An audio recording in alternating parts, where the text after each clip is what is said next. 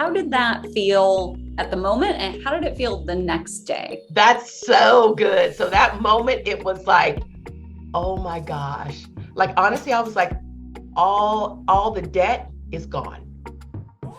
All gone. Like this is great. Like we did it. Like we sold our business.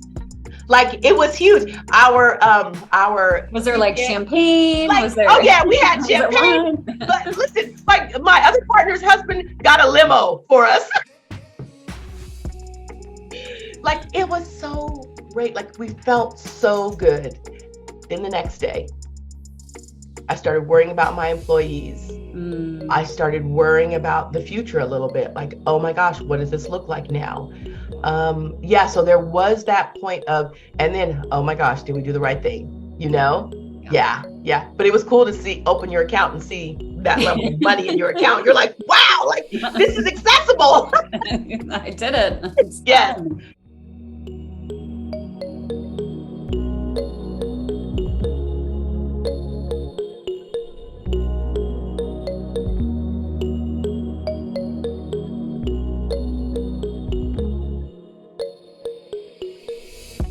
So I went to UCSD. So I'm from Pasadena, and I went to, well, actually South Pasadena. A lot of people don't know about South Pasadena. So I say Pasadena just to make it easy. And I went to school at UCSD for undergrad. And I actually chose UCSD because they had all the various colleges that you could choose from. And my sister was also there, and she told me, do not choose Revelle College. That is so hard. So I was like, great. So went to UCSD for my undergrad. And funny part is though, I got on academic probation at UCSD because it was like the first time away from home. I'm experiencing the life. And I was like, ooh, gotta focus. So the first couple of years, really easy because school came easy to me. But then when you start getting into those core classes, got to focus a little more, got to cut out some of that partying. My major was biology as well as third world studies because I wanted to be a physician. So I said I want to, and I wanted to do volunteerism in third world countries. So I brought both of those pieces together. I loved science and I started in a lab. So I was like a real researcher. Like I did all of the things like the PCR testing, all these things you see on crime labs, like did that. You see the pipetting, I did all of that. Like it was great. But I enjoy more human interaction. So in the science field, when you're in the lab, yes, you have your colleagues, it's great. But I realized for me, there was something missing and I did not know what it was, but I was searching for it. So that is what led me into the clinical trials realm because I took a position at UCSD Medical Center in clinical trials in the realm of gastroenterology. And that was how I learned about completing what clinical trials were, how things went from lab to, science into human beings. And I became fascinated with it. I loved it. I loved the part, though, with the human interaction and seeing how the clinical trials would work for people and kind of what that process was. So went into the realm working with the people side of things, and then just progressed into moving into the research side, but not in the lab, not in the people, the in between where the science is regulated by the FDA, where people that take part, I learned a lot about protecting the rights of people that were saying yes to being in clinical trials and understanding how physicians' offices were held to a particular standard when people gave their yes, that they needed to be honored and they needed to follow a code of federal regulations to make sure that the data was clean and everybody really was doing their best work. So IRB stands for Institutional Review Board, and that is, or Independent Review Board. You'll hear different vernacular for each of those. And that is the board that oversees and monitors clinical trials. They are making sure that research that is approved, first your board is comprised of a very highly, all these components that Code of Federal Regulations requires, and then you're overseeing and you're monitoring it. So physicians don't just get to just go willy-nilly and cowboy off and, or cowgirl off. We have to make sure that what they're doing is within the scope of the protocols and the investigator brochures. And so that's what an IRB coordinator was. So I was doing that at a particular company, then actually moved into an executive director position at that company. And it was there. So before I was there, though, I was at Children's Hospital doing this research. Oh my gosh, talk about rewarding, seeing I clinical can't even trials. imagine. Oh Wow. my And gosh. heartbreaking, I'm sure, at the same time. All of it, walking through the oncology department, seeing children in various stages, right? Seeing where clinical trials were working for them, seeing where some weren't. So I really understood that this was valuable and heart work. It's really heart work as well, and hard work. And so I stayed on that trajectory. That's when I went to the next place, Biomed IRB, and came in as, did some work there, and then moved into an executive director position. And it was in that space that I located my people for the next journey of entrepreneurship, and really being a small business owner. So our clients were pharma companies. So J&J, Pfizer, all of the Takeda, all of those people, those were our clients. So we had to position ourselves to be the choice, right? For those people who were doing clinical trials, that we were the obvious choice to oversee and monitor their clinical trials. Yeah. Oh, wow. Yeah. Okay. And you were the COO, but also the founder of the company. Yeah, COO and founder, and Yeah. then eventually moved into CEO, because the CEO for a time, she moved on, which is great, right? She's like, okay, I'm cool. I've done my thing. And so she moved on, and then my partners voted me as CEO. And so moved into that role. Talk about pressure, right? Let's put the lens of 2008, 2007 on, okay? So we're in the recession, it's about to come down. I'm moving into the CEO role. The programs that are available today, they were not available back then.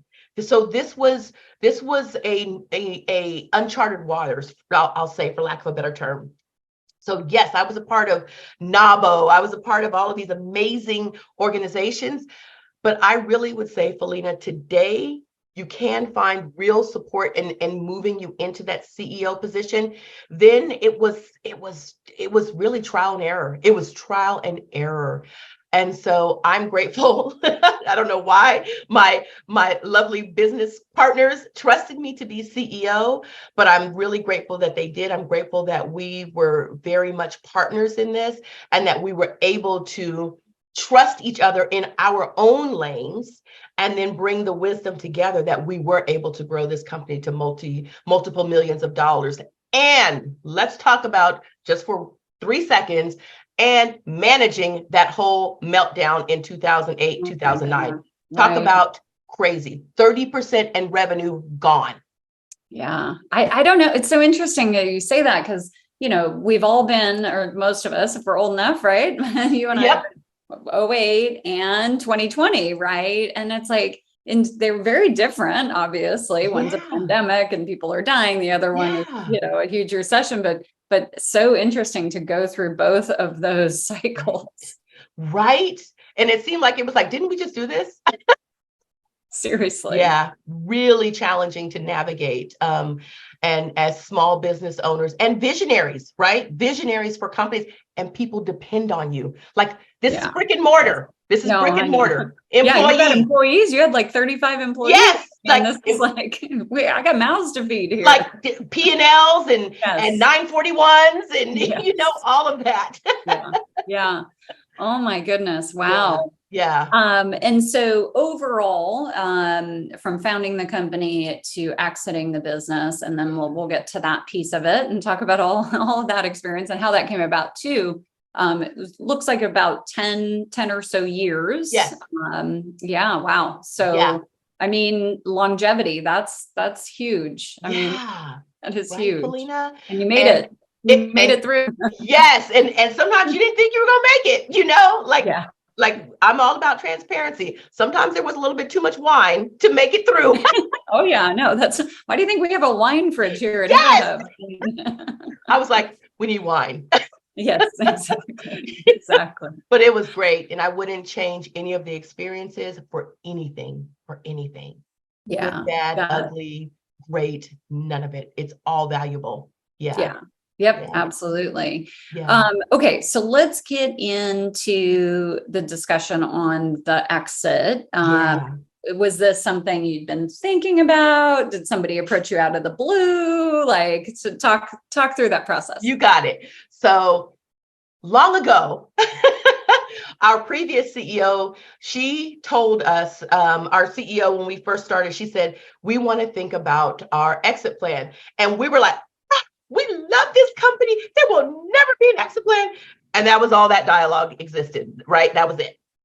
Fast forward, we came to this space where we received a call that someone we've been watching you for like 3 years to make sure you're legit, right? To make sure like you operate above board, to make sure like you're just not cuckoo ladies and like you're real business owners. And so that call was out of the blue.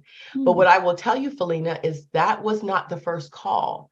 We had gotten a couple of other calls, and there was one that we actually engaged in kind of down the process. Yeah. And when it came down to it, we were very clear that I'm so grateful that happened, because it allowed us to gain some clarity on what we wanted and what we didn't want. So what came out of that first one was that they wanted to eat us up and fire everybody. Yeah. That was our family, Felina. These individuals had families of their own. That was not the vision. And so we said no to that. And can I tell you, when we were on that conference call and we said no to that, we saw another side of this individual on the line. Oh, wow. Aren't you glad you got to see So that glad. side? And I remember saying, you're like, I made the right choice. Yes. And we were sitting at the table, and there was, the Polycom, that was in with the Polycom. And I was pointing, I put that thing on mute when he was talking. And I told my partners, I said, there he is. I said, that's who he is right there. I said, everything else was a show. And they were like, oh my gosh, I am so glad. I was like, so best decision there. But it did set us up. We did have a couple of other conversations after that. Weren't what we were talking about. They were very high level. Then the call came from the company that we actually did move into negotiations with. We were very particular. They listened. They flew us out just to experience their culture. Like, because there's certain things you can make up and there's certain things you can't. So they flew us out. We experienced their culture. We were able to talk to people. They didn't know who we were going to talk to. We were able to talk to people. We were able to ask questions. No question was a stupid question. No question was dumb. They didn't rush us. We dialogued. We spoke to the CEO. We spoke to all different levels. So it just felt that their vision, like their real vision, like that's on their website, and even speaking to other companies, it aligned.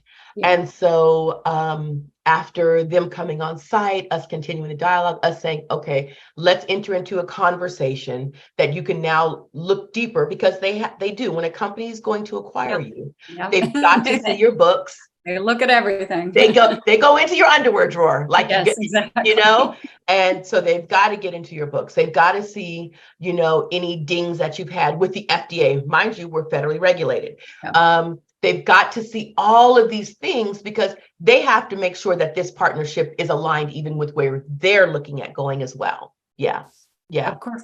Had they been doing other acquisitions? Yes. Okay. So this was a path. Oftentimes, right? It's a path. We're like, yes. I'm watching. Yes. So we were able, and we were one of their earlier acquisitions too. Okay. So they had done numerous after us as well. But I can't remember the number, but we were one of the earlier acquisitions as well. So what they were doing, and they said, hey, and let's be really real, Felina. Please. Yes.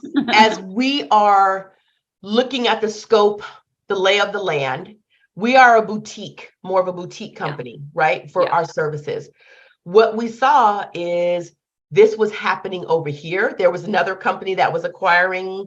And so you can see that you have to pay attention, right? As much as you love what you do, and as much as you don't want it to be so, sometimes we have to remain realistic, and we have to remain aware of what the scope of business is. And Absolutely. so we were very honest with ourselves, that we saw what was happening, right? Over here, and over here. And who did we want to align with? That's basically because one of the companies over there was that first conversation I told you about. Yeah. And so we were clear with who we wanted to align with. And so that was when we said yes. They jumped into books and conversing with staff. They talk to your staff, right? Yeah. How long did that due diligence process take? Ish. I want to say only about 2 weeks for us, because they told us we were really clean. I mean, our CPA was there. She was on point. I mean, everything was, and they told us, you're one of the cleanest companies. Like we didn't, so hand to the heavens. Alycia, I've talked to folks, it's taken years to get through the process. No, hands to the heavens. We had not been sued. So it was none. So they were like, this is so clean. Like they had to make sure it was real. Yeah, seriously. I can imagine. Yeah. And now you're still based in Southern California? Yes, ma'am. Okay. Yes, okay. ma'am. And then they're on the East Coast, right? New Right. Jersey. So they were in Jersey. And so Southern California was one, right? So that's one of the hubs, right? So that's a hub. Then they had one in the Midwest, and then they had two big ones they brought together. So they were looking to create just kind of a presence, right, in different places. Got it. That makes sense. Okay. So super fast due diligence process. Just coming back in regards to the exit, did you raise money for this business at any point? Did you have any equity investors? No. We didn't. Okay. Oh, wow. So nice. We were great. And so, like, I would say today it would be a different story. But then 2004, people were like, what are you doing? Stay at your job, you know? Totally. So it was family. Our families were the equity investors. Our families, like we petitioned our families. And and they got good ROI. Well, yes. Okay. So you did technically have some folks that were also looking. Family. Yeah, you're correct. So we but not a formal raise kind of thing. Yes. Okay. Exactly. Okay. Great. No, that's awesome. That's great. Okay. Yeah. So the company that purchased you, WCG, did they do exactly what you did? Did they do something complementary? And how did you fit into their puzzle? Oh, such a good question. So WCG had this. Like they had a big vision for what they were going to offer, which they do today. So they did a lot. So they did, yes, there was a component of the IRB work, but there was pharmacovigilance. There was scientific boards that they did all, device. It ran the gamut, but all within the realm of clinical trials. But the offerings that, they do, they have IT services too for software, that they purchased a software company in this realm. So they run the gamut. So they had a big vision. So every acquisition or merger, different things for different people, made sense at the overall big picture because they had a vision of who they were going to be in this universe. Got it. Makes sense. Yeah. Okay, great. And you stayed on with the company. Yes. They kept you. This is always the interesting. The whole conversation is very fascinating to me, but it's always interesting to hear founders talk about, like, did they stay on? Like, right. What was that? How did that feel? Oh my. Well, and I'm going to just guess, Alycia, that this might have something to do with the work you're doing now in developing company culture. Yes. You're so good. So that was part of the dialogue, right? Like they were like, what do you want to do? And we said, well, we don't quite feel complete. And so we negotiated contract salaries, and of course, incentives, right? To hit numbers for more money. Like, let's be real. Can't get into all what it was, but we had incentives, right? Because listen, yes, show me the money. Sounds like you were still kind of operating somewhat independently. It wasn't full merger. So we were. Oh, wow. We were. So it's really interesting because it was like, even like, you're like, how do I do this? Oh, wait, can I make that choice? Can I charge this on the card? Do I need to get approval? So it's a lot of things, right? Yeah, so I'll say like the first year we were kind of still independent. I think they were just letting us kind of move into it. You know, the mandates were coming down. We would fall in line. You know, but then like year two, it got a little stronger, right? Got a little stronger, a little different. Let's say we're in year 3 now, and I'm like, okay, yeah, it's about time to go because I can see what's happening. The ladies that I have set up for moving into this role, into succession, they're good, they're ready. And so it's time to leave. But the money was good, Felina. Right? I bet. Well, we're here to talk real. Of course, completely. Well, we get, you get used to a certain lifestyle, and it's like hard to shift off of that. Yes. Had they contracted you for 3 years, or what was your commitment to them? It was not a commitment for 3 years. It was just kind of indefinitely. And we were rising we were going up. There was no like we were like boop. So the first year it wasn't a big jump. It's kind of a little jump because there's a lot of ambiguity happening. But then year 2, year 3, we're jumping. And then I think that's where we both were like, then we became, like, how are we going to go? And they beat me to the punch, Felina. So they came in one day. And so that there's budget meetings every October. So I'm thinking we're going to have a budget meeting, right? Not so much. I want to ask at a couple inflection points how you felt. So first inflection point, the day you signed the paperwork. Woo! Or, however, whatever that point was, where you're like, wow, we did it. Like, how did that feel at the moment? And how did it feel the next day? That's so good. So that moment, it was like, oh my gosh. Like, honestly, I was like, all the debt is gone. All gone. Like, this is great. Like, we did it. Like, we sold our business. Like, it was huge. Our was there like champagne? Like, was there? Oh yeah, we had champagne. But listen, like my other partner's husband got a limo for us. Like, it was so great. Like, we felt so good. Then the next day, I started worrying about my employees. I started worrying about the future a little bit. Like, oh my gosh, what does this look like now? So there was that point of, and then, oh my gosh, did we do the right thing? Yeah. But it was cool to open your account and see that level of money in your account. You're like, wow, like this is accessible. I did it. Yes. And what a switch from, founding this company, running it, growing it for 10 years, and then flipping yourself into an employee. Yeah. And it was really interesting too, Felina, because now you're a part of the leadership of a larger company. So now I'm going to like annual meetings, and the culture was very different, very stiff, very really challenging to even be yourself. I remember there was a meeting, we were kind of in an auditorium, and a gentleman was speaking, and he said something very profound. I said, I did that. I went, Someone commented on that. Really interesting, very, and I'm not from the East Coast, and I'm not from Princeton, New Jersey, so I know it's very posh, but we have some very posh areas out here as well. And I don't know if it's just was really astounding to me that there was a comment made about that. And then it was told to me almost in a manner of, we appreciate who you are, but we want to pull back on some things. Oh my gosh. Oh yeah. Whoa. So let's remember, this is 14, 15. Yeah. And so that's not that long ago. It's really not, let's be honest. 10 years, not even 10 years. Right. And even as it's funny, because as I reflected, even the conversations were with all men, all white men. Yeah.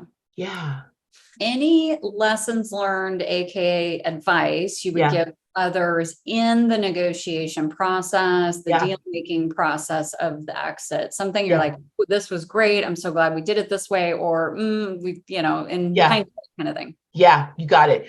So one thing I would say that was really great is that we made sure we were aligned with the company that was acquiring us.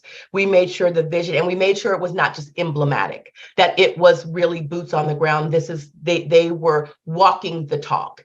So definitely so happy that we went, we saw, we spoke to people. Excellent.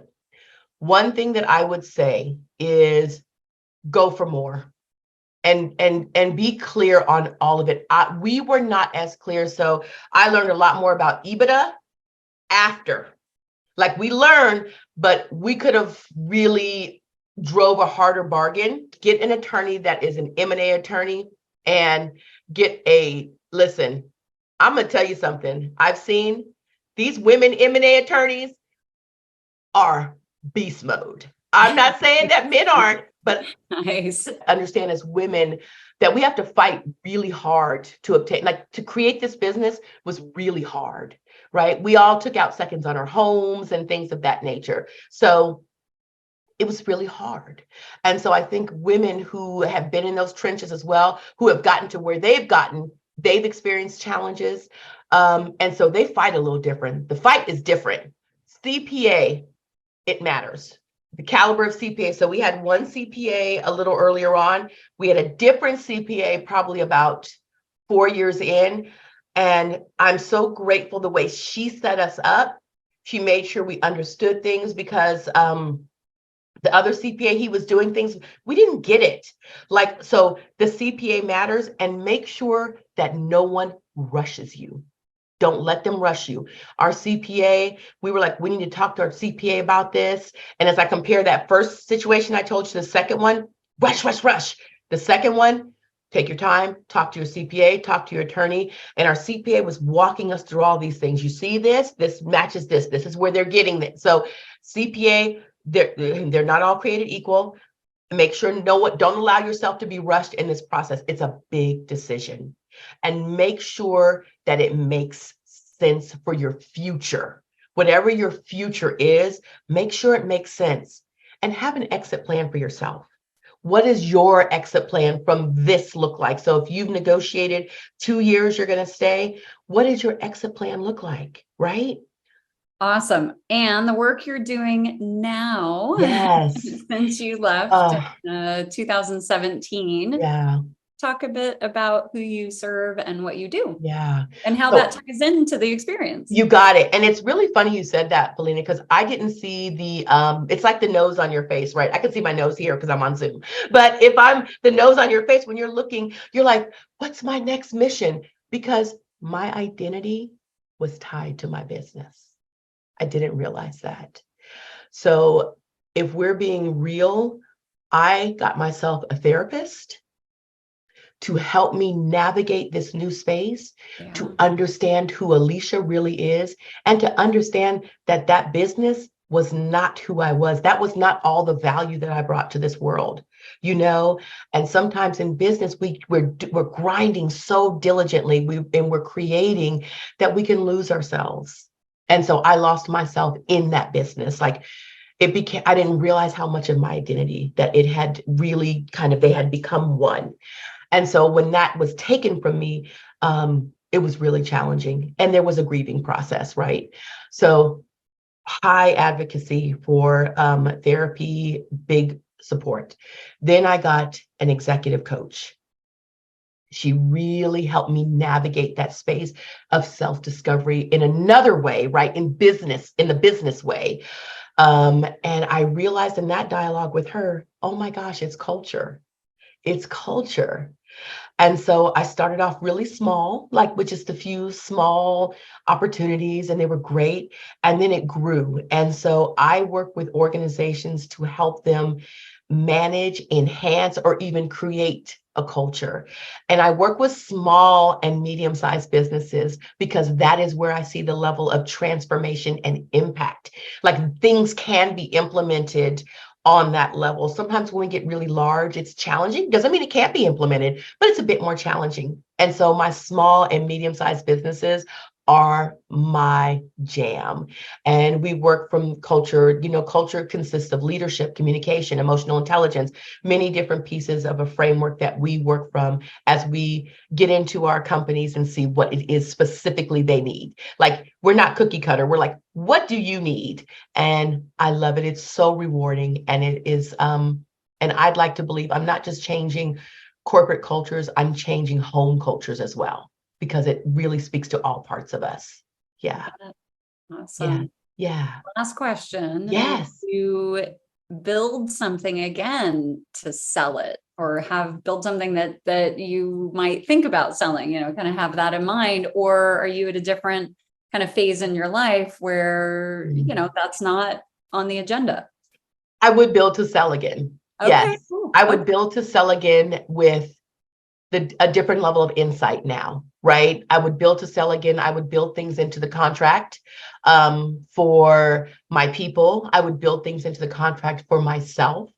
I would build conversation points at different times into the contract, so that I could ensure this time that all that was said was actually being done.